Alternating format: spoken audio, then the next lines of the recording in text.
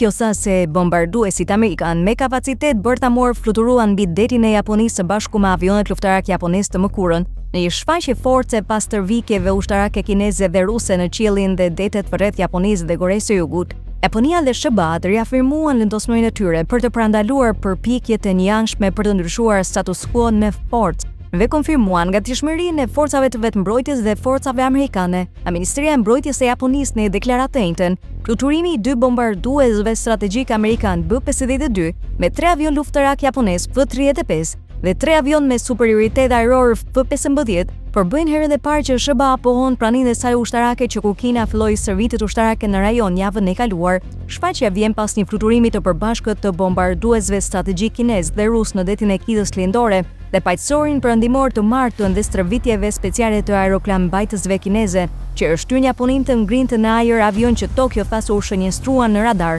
Kina mohoi akuzën e Tokyos duke thënë se avionët japonez kishin rrezikuar operacionet e saj ajrore në jug të Japonisë. Incidenti shkaktoi kritika nga Washingtoni, i cili tha se nuk ishte i favorshëm për paqen dhe stabilitetin rajonal, dhe riafirmoi se aleanca e tij me Japoninë ishte e palëkundur. Si Japonia, ashtu edhe Korea e Jugut mbajnë forca amerikane, me Japoninë që ka edhe bazën më të madhe amerikane jashtë vendit, duke përfshirë një grup sulmues të aeroplan mbajtësve dhe një forcë të marinës amerikane.